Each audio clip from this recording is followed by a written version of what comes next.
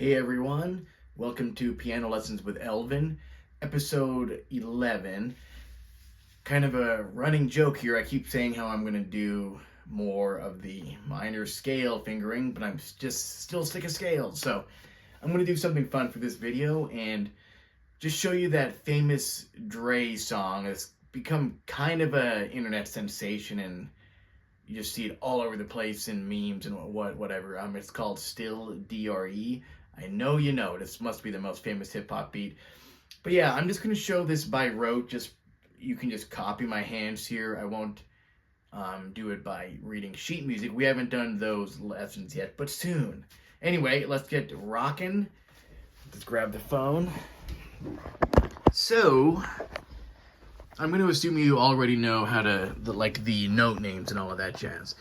So as I'm showing you this, I will go over a couple of theory things, just, two birds, one stone.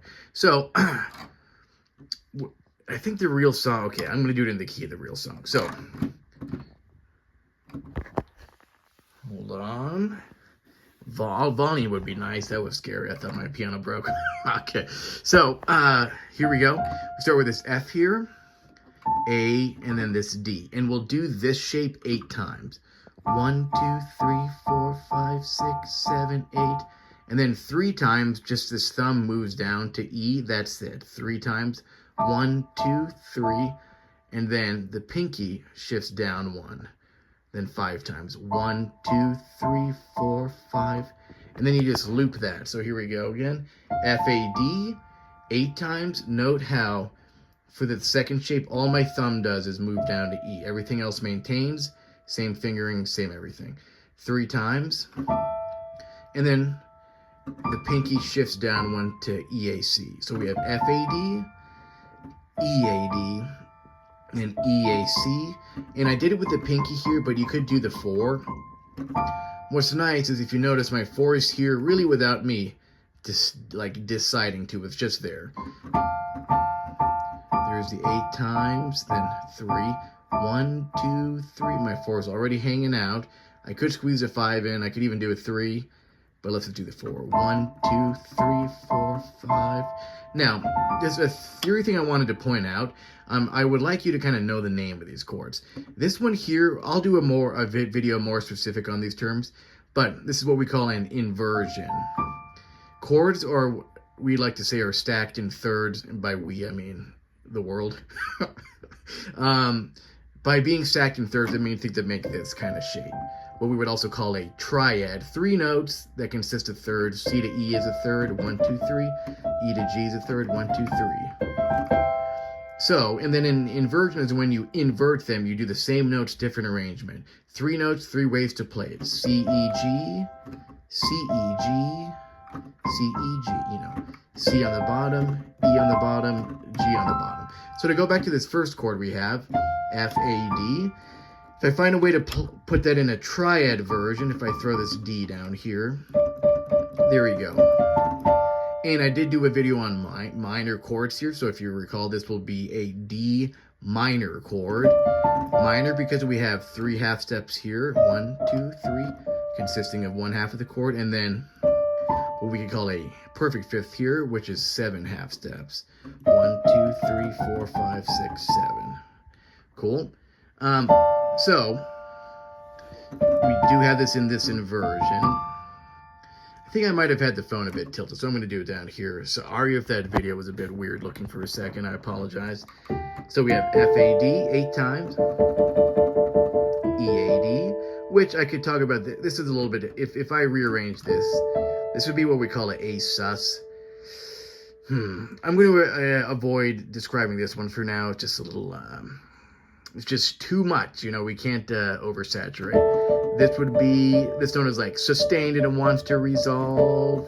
And then the final chord, EAC, find the triad form of it. If I throw this E up top, there we go. There's a triad form, so this will be a minor chord. So we have a D minor inversion, a sus chord, then to an A minor inversion. And we can get more specific. This is what you would call a second inversion. This is the first inversion. But like I said, let's not get too deep in the weeds with this stuff here. So Let's even think about more musically. Instead of me counting to 8, this is in the time signature of 4/4, so it'll be 4 beats in a measure. And we're doing eighth notes, which is a subdivision. Eighth notes are twice as fast as quarter notes. So instead of going 1, 2, 3, 4, which would be quarter notes, we'll go 1 and 2 and 3 and 4 and then that will finish one bar. These kind of terms and all of this stuff I'll do more lessons on.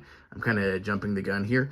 But if we count it like that, it'll be 1 and 2 and 3 and 4 and 1 and 2 and 3 and 4 and 1 and 2 and 3 and 4 and 1 and 2 and 3 and 4 and. Now, if you have the technique for it, we could break the chords up, what we would call in slang a rolled chord, or more professionally an arpeggio, where we take this and we just roll it bottom to top.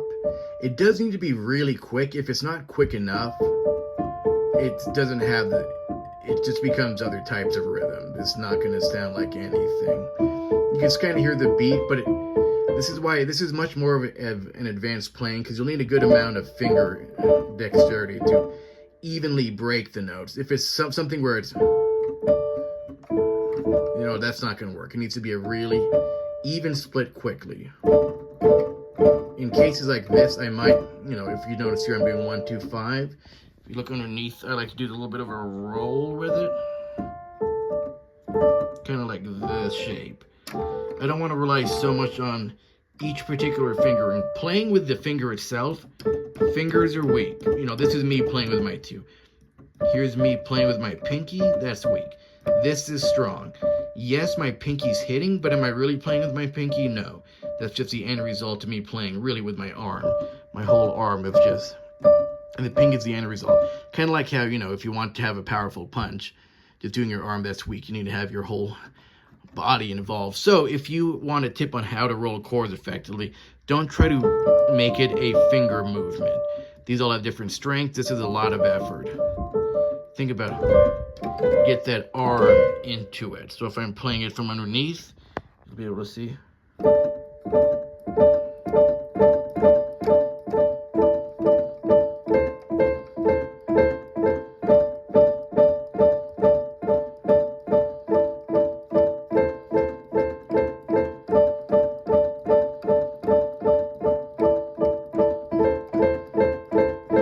Cool. And one other thing to point out, if that's too difficult, just play them as straight chords, no big deal. I also want to point out accents. There's 3 different chords, and each time you switch, punch that. That'll create a cool rhythm effect, because there is a groove to it. If it's just every note is exactly the same volume, it still works, but to get more of a beat and groove to it, each shape, when you have those 3 shapes, punch the first one. 1, 2, 3, 4, 5, 6, 7, 8. 1, 2, 3, 1, 2, 3, 4, 5. 1 and 2 and 3 and 4 and 1 and 2 and 3 and 4 and 1 and 2 and 3 and 4 and 1 and 2 and 3 and 4 and... Cool. Well, yep. I hope that's helped. I hope you guys enjoy that. Yeah, it was nice for me to go over some more specifics on the technique. I hope that does help. And I know I'm skipping some I don't know if you guys are watching from 1 to 11, but I should probably find a bit more structure, but sometimes it's kind of fun to go with whatever my current mood is. Hope that, the terms to kind of go away with would be arpeggio, to roll a chord. Inversions is huge, and triads, that's a really nice one. And just broadly speaking, think about playing piano not with your fingers or hands, but as them being an extension of your arm and your torso, and the end result are the fingers. Which, that's going to be much more advanced concept. So, let's say you play with your fingers or hands at the beginning. That won't really matter because everything is so easy. But still, might as well get that philosophy in there. But yeah, I hope you guys appreciate that. Dr. Dre is awesome. He's one of my favorite rappers. I was blasting him a whole bunch on my commute. And I'm just like, man, this guy is effing great. So hope you guys have a great day or night whenever you see this. I appreciate the subscribes, and I appreciate the likes and the comments. Be sure to practice, and we'll see you next time. Peace.